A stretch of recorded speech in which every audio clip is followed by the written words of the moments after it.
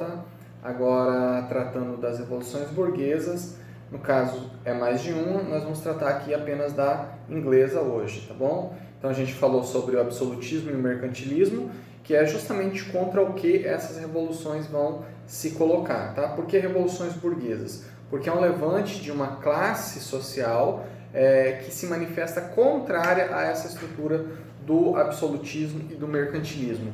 Uma pelo excesso de poder do rei, e aí num nível político, e outra pelo excesso de interferência do Estado na economia. Então o monopólio ele não é bem visto. Então quem está próximo ao rei, próximo à nobreza, tem direito, e quem não está, não tem. Então isso cria alguns empecilhos que são questionados pela burguesia. Ainda assim, a burguesia está numa condição melhor do que os artesãos, os camponeses e as pessoas que não têm acesso a esses estamentos sociais, tá bom? Eu vou voltar um pouquinho lá para a Baixa Idade Média para que a gente entenda o processo, porque o que é importante entender? Quando nós falamos de estados absolutistas, nós estamos falando de uma conjuntura na qual nós temos a consolidação desses estados. Os estados não surgem do nada, eles começam a se estruturar de uma maneira mais sólida no século XIII, e daí eles vão constituindo umas estruturas mais sólidas, tá bom? Tanto é que o caso do Maquiavel, que a gente tratou no último vídeo, é um exemplo de como ele está tentando ajudar o rei a constituir esse Estado nacional, tá bom? Então é necessário um rei forte, o absolutismo vem para subsidiar isso daí. Então no caso da Inglaterra, o processo de constituição do Estado ele começa lá na Guerra dos 100 Anos, tá? De 1337, no século XIV, a 1453. Por quê? Porque é uma disputa pelo trono entre os Plantagenetas, que é uma família inglesa, e os Valois, que são uma família francesa. Então a gente vê aqui que de Felipe III da França, lá em 1245, a gente vai tendo uma divisão. O Conde de Valois, Felipe IV da França, depois Felipe VI da França, depois o Carlos IV da França, que daí são as sucessões dos tronos, tá bom? E isso é um primeiro momento onde se tem um conflito e onde começa a se estabelecer a figura de um rei central para cada país. No caso, a gente está observando o da Inglaterra.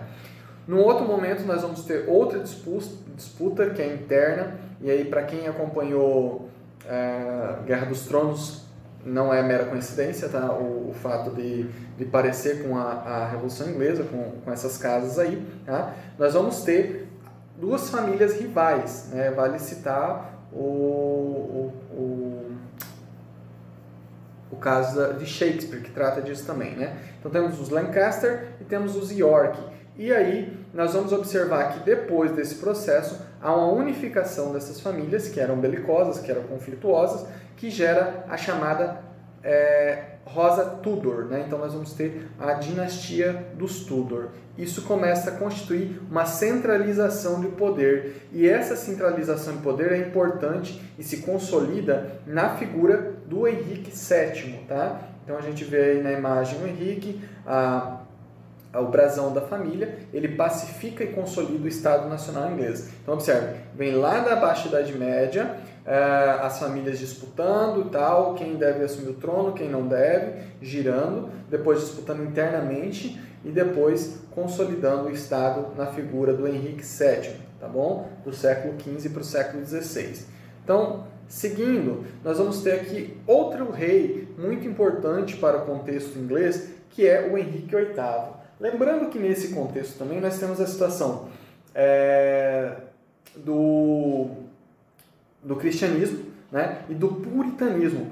O rei Henrique VIII ele vai criar umas desavenças aí com o rei católico e vai criar a igreja dele, né? Como o rei católico não atendeu o Papa não atendeu os interesses dele, que ele gostava muito de casar, né? Então vocês podem ver, ele teve 6 esposas, gostava bastante de casar, aí ele queria separar de uma esposa para casar com a outra, o Papa falou que não podia. Aí ele falou, não, então vou acabar com o catolicismo aqui e vou criar o anglicanismo. E aí ele cria a igreja anglicana com a finalidade não apenas de casar novamente, mas também de criar um mecanismo mais forte de subsídio para o Estado. Nós pegamos a estrutura da Igreja Anglicana, nós vamos perceber que ela é muito semelhante à Igreja Católica, mas que dentro da sua estrutura ela está muito mais preocupada em subsidiar o governo do Henrique VIII do que necessariamente atender os espíritos necessitados, né? Então, a gente vê esse processo. E aí, ele acaba, se o Henrique VII pacifica e unifica, o Henrique VIII estabelece definitivamente o absolutismo na Inglaterra, tá? E aí, só a título de curiosidade, ele se dava tão bem com as esposas que 2 delas ele mandou decapitar, né? Então, tá meio esperto. Mas, enfim, vamos seguir. Depois do Henrique, vem o Eduardo VI, que não reinou muito, porque ele acabou falecendo, mas ele promove uma reforma religiosa, promove o catolicismo e persegue o protestantismo, ou seja, se desvincula daquela esfera anglicana do Henrique VIII.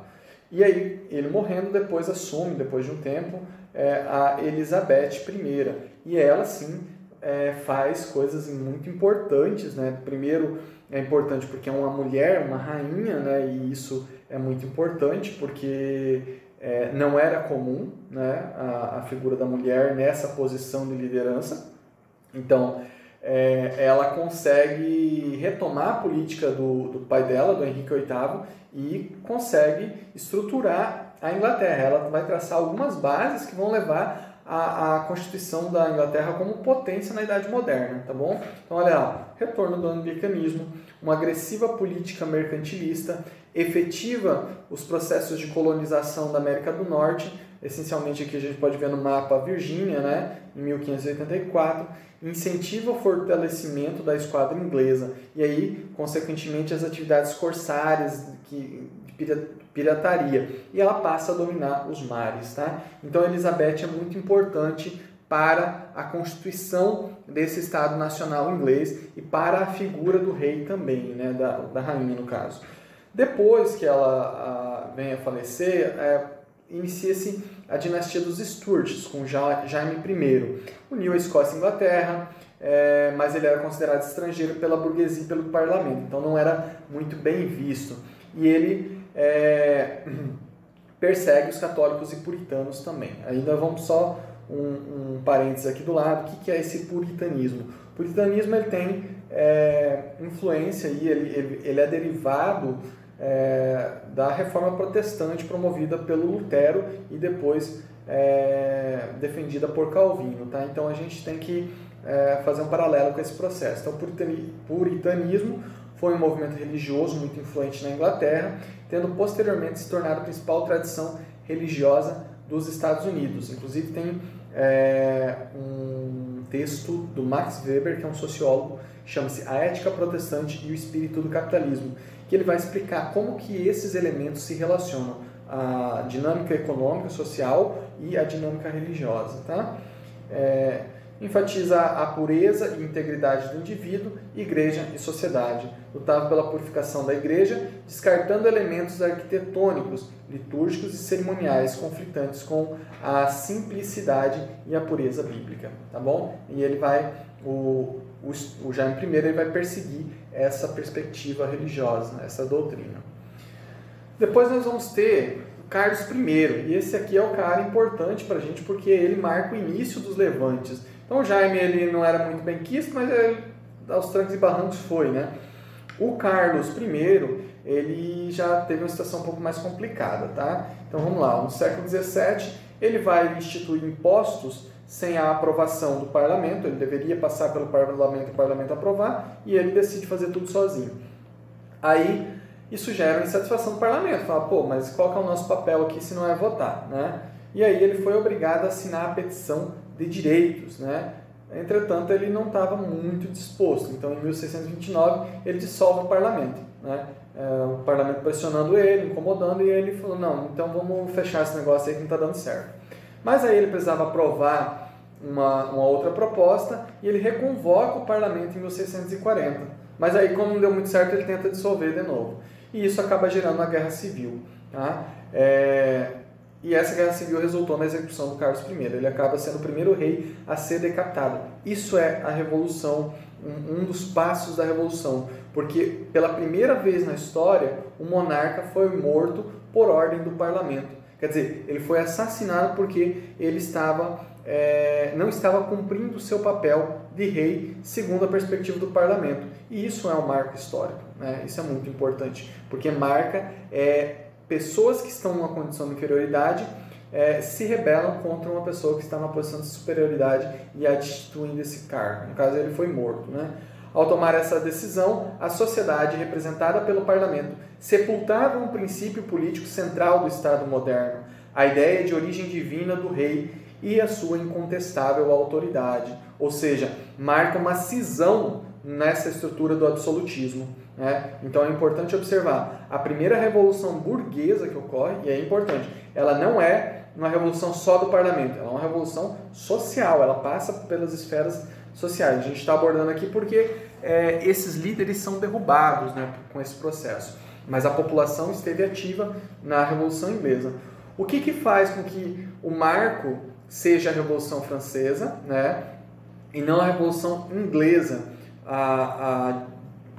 O marco histórico de diferenciação entre o absolutismo, entre o antigo e o novo regime, é o fato de que o Carlos I ele é decapitado, ele é morto, assume o Cromwell promove a república e quando ele morre, eles instituem novamente uma monarquia. Então, quer dizer, em tese se regressa ao antigo regime, o que é um equívoco, porque apesar do rei, esse rei que regressa, ele não governa. Então tem essa diferença, tá bom? Vamos seguir que aí a gente vai detalhando. Então aqui é uma imagem só para ilustrar. A Guerra Civil vai de 41 a 49 e em 48 Carlos foi executado, tá bom? Aí fica ali, ó. Ficou provado pela experiência que a função de rei neste país é inútil, onerosa e um perigo para a liberdade, a segurança e o bem-estar do povo. Por isso, de hoje em diante, tal função foi abolida. Então, a morte dessa figura, ela abole a figura do rei na Inglaterra. Então, assim, a gente vê que essa guerra civil que ocorreu e que levou à execução do Carlos I, ela ocorre entre os cavaleiros, que eram partidários do Carlos I, e, é claro, a nobreza, então, consequentemente, quem dava suporte. Lembrem-se da nossa imagenzinha do absolutismo, tá? E os cabeças redondas, que defendiam o parlamento. A vitória dos cabeças redondas foi liderada pelo Oliver Cromwell, tá? Que depois estabelece a república e governa a república, tá? Então, essa república, ela se estabelece com o Cromwell no governo e ele estabelece também uma ditadura pessoal. Se proclamou o Lorde Protetor da República, deu à Inglaterra contornos de potência mundial, priorizou a indústria naval e criou os chamados Atos de Navegação. Tá? Então, esses decretos protegiam os mercadores ingleses, tá bom? Então, ele governa por um tempo, depois ele acaba morrendo, como é normal de todos nós, acontecer uma hora, e aí acontece a chamada Revolução Gloriosa, né? A Revolução Gloriosa, que é o processo de destituição do Carlos II e instituição do Guilherme de Orange. Como que isso se dá, né? Por decisão do parlamento, o Carlos II regressa como rei, né? Ele tenta restabelecer o absolutismo na Inglaterra, um ponto que já estava vencido.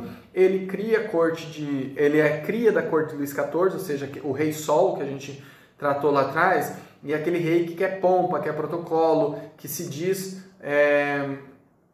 o representante direto de Deus na Terra, né? Lembrem-se da frase, o Estado sou eu. Então, um cara super arrogante. E a Inglaterra já tinha vencido essa situação, não estava preparada para esse retorno. O parlamento se dividiu entre os Whig, burgueses adversários dos Stuarts, e os Tory, que eram os conservadores pró-Stuart. E isso vai gerar um conflito aí. Aí acontece que eles fazem uma jogada para trazer o Guilherme de Orange, né? Então, como teve um filho com mulher católica, os Tory e os Whig se opuseram a Jaime II. Aliaram-se a Guilherme de Orange, que era casado com uma das filhas do primeiro casamento de Jaime. E aí eles trazem o Guilherme de Orange, que destitui o Jaime II. Então aí o que acontece? Ele invadiu a Inglaterra, expulsou Jaime II, jurou a Declaração dos Direitos, estabeleceu as bases de uma monarquia parlamentar, ou seja, na qual o rei reina, ele existe, ele está lá, mas ele não governa, que é o caso contemporâneo da Inglaterra. Você tem a Rainha Elizabeth lá, mas ela só sabe tirar foto, não participa de nada, as decisões estão a cargo do Boris Johnson, que é o primeiro-ministro, é ele que coordena, ele que é o executivo do país, e aí o parlamento que trata das leis. Então montou um exército permanente, garantiu liberdade de imprensa, liberdade individual, proteção à propriedade privada, autonomia do judiciário e liberdade religiosa. Quer dizer, isso é uma revolução, isso muda uma estrutura, né? E é essa estrutura, e é essa primeira visão de mudar todo esse processo que vai dar subsídio para que a Inglaterra se torne o espaço também do liberalismo, com John Locke. Então, nesse período, John Locke já trata do liberalismo, que é uma nova política econômica, e também, por questão dessa mudança política, dessa mudança econômica, gera influências diretas na questão do desenvolvimento da Revolução Industrial, tá bom, pessoal? Então, observe que a história ela é um processo, ela não é um tema aqui, acaba e começa outro. Observe que depois, quando tratarmos de Revolução Industrial, ela vai estar intrinsecamente ligada com todo esse processo que ocorre aqui e que vai dar subsídio. A Revolução Industrial ocorre na Inglaterra porque a Revolução Inglesa e toda essa conjuntura dá subsídios para que ela ocorra lá primeiro, tá bom? Então, é isso. Espero que vocês tenham gostado, espero que tenha ficado claro e até uma próxima.